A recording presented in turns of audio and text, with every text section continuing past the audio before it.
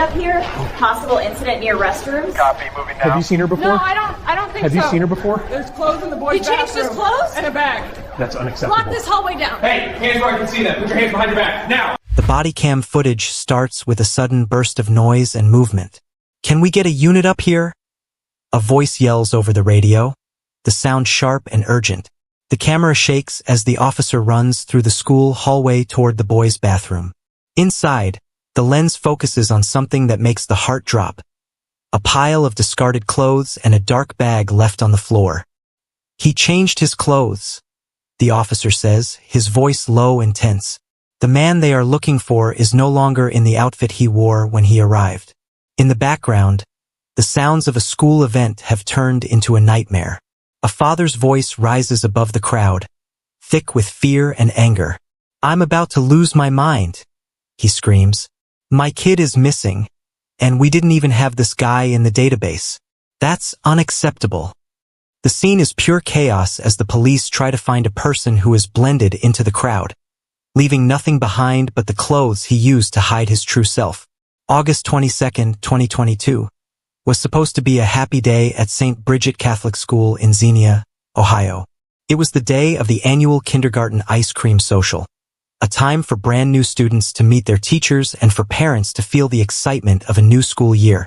The hallways were filled with the smell of sweets and the sound of children laughing in what should have been a safe and welcoming place. But while parents were busy checking in, a 35-year-old man named Reed Duran was walking through the doors with a very different plan. He wasn't there to meet a teacher or drop off supplies for a child of his own. Instead, he was moving through the crowd, watching and waiting for the right moment. The peaceful afternoon was about to be shattered by a call to the police about a stranger who was pretending to be someone he wasn't. No one could have guessed the dark secrets he was hiding or how far he would go to try and take a child away from her family. Officer Peters arrives at the school and quickly spots the man everyone is worried about. He is wearing a bright blue shirt and looks out of place among the families. The officer walks up to him, trying to keep things calm but firm. "What's going on, man?" "I'm Officer Peters," he says, looking the man in the eye. When asked for his name, the man hesitates and mumbles something strange. "Weed," the man says. The officer repeats it back, confused. "Weed? As in W-E-E-D?" The man nods, but he won't look the officer in the face. He stands there with his hands in his pockets, shifting from foot to foot. He looks like someone who is trying very hard to think of what to say next. It is the first of many names and many lies that will come out during the afternoon. Right now, he is just a strange man at a school event, but the officer can feel that something is very wrong. Officer Peters tries to understand why the man is acting so strange.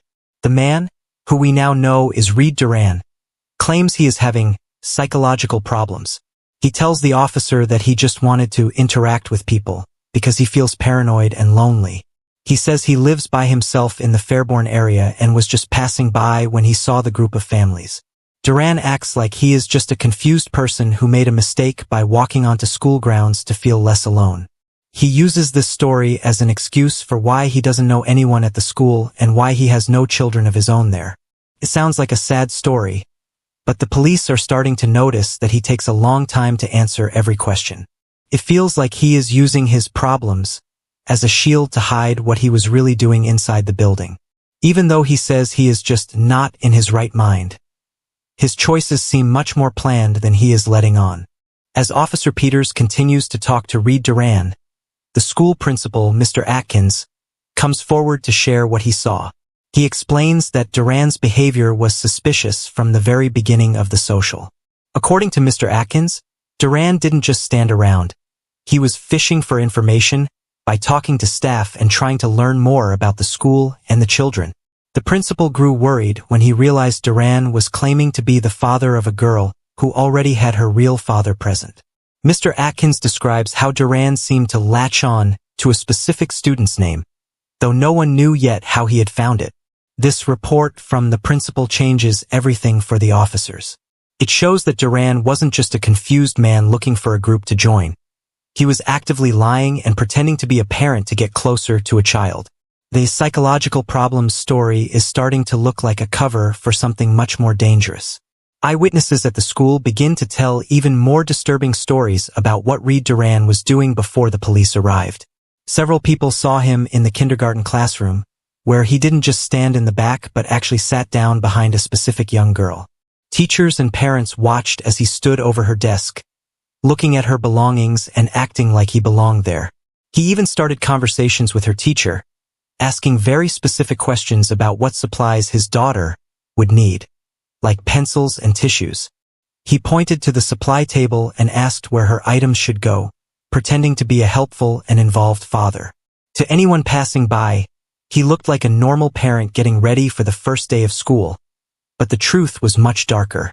He was studying the child and her environment, using the busy social event as a way to hide his true intentions while he stood just inches away from his target. The tension at the school finally boils over when the real father, David Rooker, comes face to face with Reed Duran. David is beyond angry, and his voice shakes with a mix of fear and protective rage. He tells the officers that his wife and another parent watched Duran, eyeballing their daughter and standing over her desk as if he owned the place. David is ready to take matters into his own hands, shouting that he is about to lose his mind because a stranger was allowed to walk right up to his child. Officer Peters has to step in quickly, moving David back toward the police car to keep the two men apart. The air is thick with the father's desperation and the sickening realization that a predator was just inches away from his little girl. While the father demands immediate action, the police are stuck in a difficult spot, trying to calm a grieving family while they hunt for the proof they need to make a real arrest. Officer Peters searches Reed Duran and finds something very surprising. Inside Duran's pockets, the officer discovers school paperwork that doesn't belong to him. These are student enrollment forms that were left blank on a child's desk. It becomes clear that Duran didn't just walk into the school to look around. He actually stole official documents. The little girl's mother realizes with horror why her child's desk was missing its papers.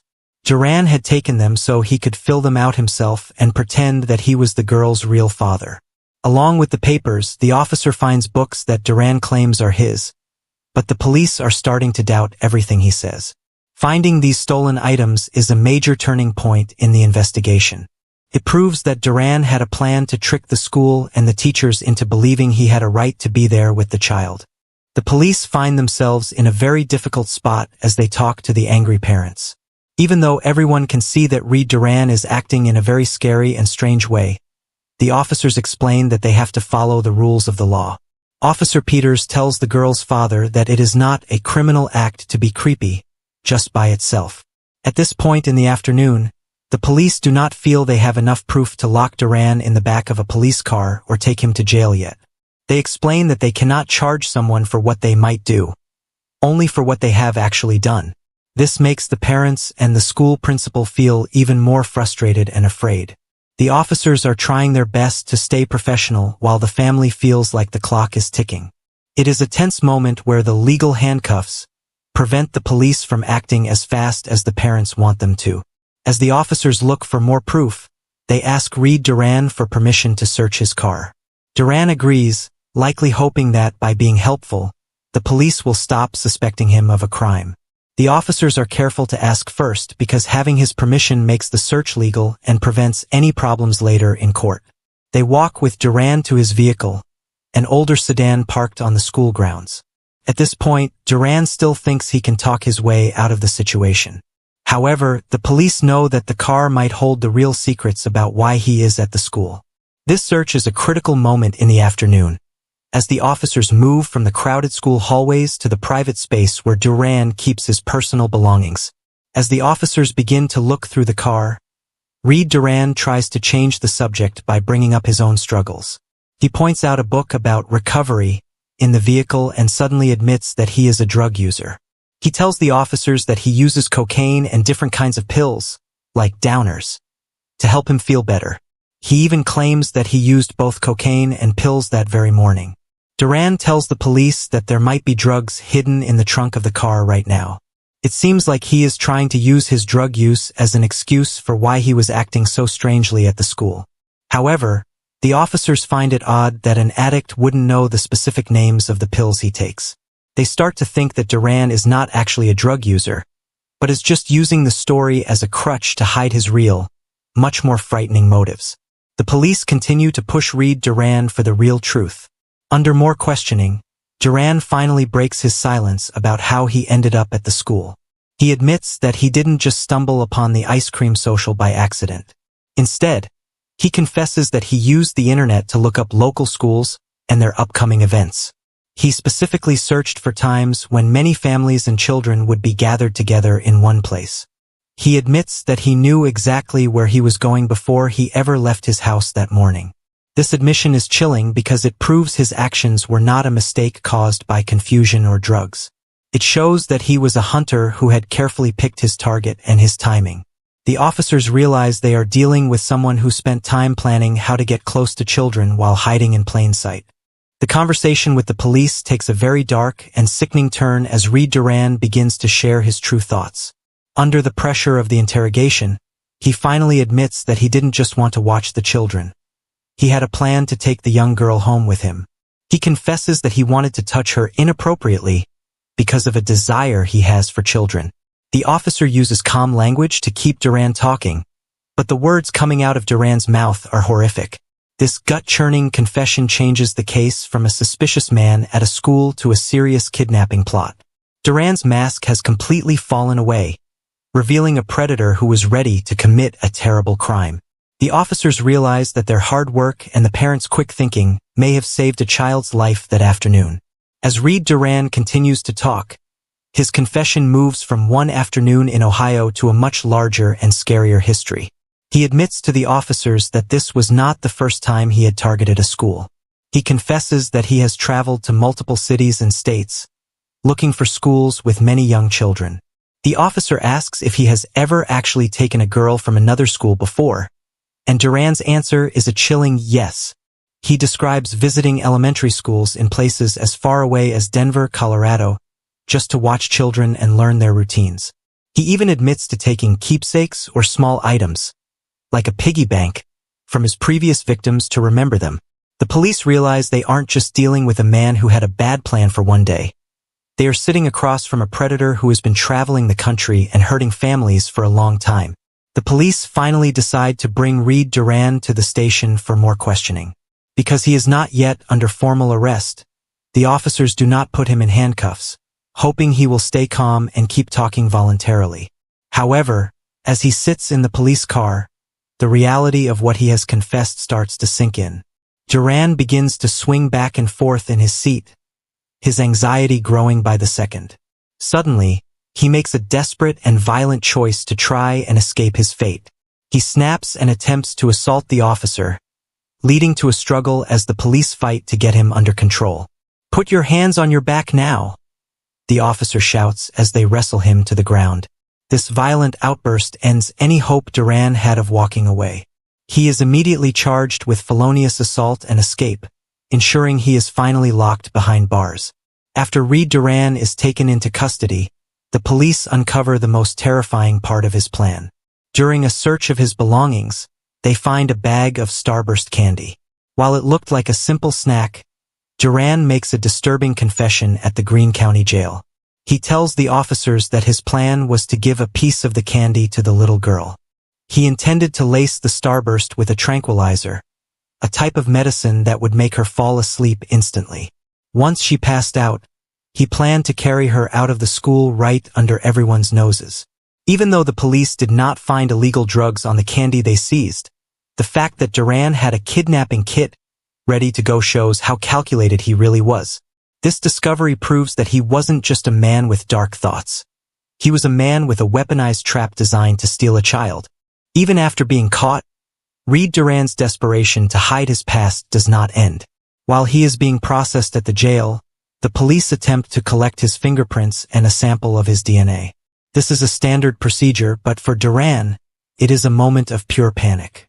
He refuses to cooperate and suddenly tries to run away again, leading to a chaotic scene inside the building. His attempt to flee raises a terrifying question. Was Duran afraid that his DNA would link him to other unsolved crimes or missing children across the country? This final act of resistance shows that he was terrified of the truth coming to light. Despite his struggle, the officers managed to restrain him, and he is hit with even more charges for trying to escape his legal responsibilities. In September 2022, Reed Duran appeared in court and pleaded not guilty to the charges of attempted kidnapping, felonious assault, and escape. By February 2023, he was found competent to stand trial, meaning the court decided he was mentally fit to face the consequences of his actions. The dark secrets he shared with the police, about his travels to other states and his plans to hurt children, ensured that he would not be able to walk free again for a very long time. The community of St. Bridget Catholic School could finally breathe a sigh of relief, knowing that the man who had sat at a kindergarten desk was now sitting in a prison cell. Justice was finally served for the families who had faced a parent's worst nightmare that afternoon in Ohio.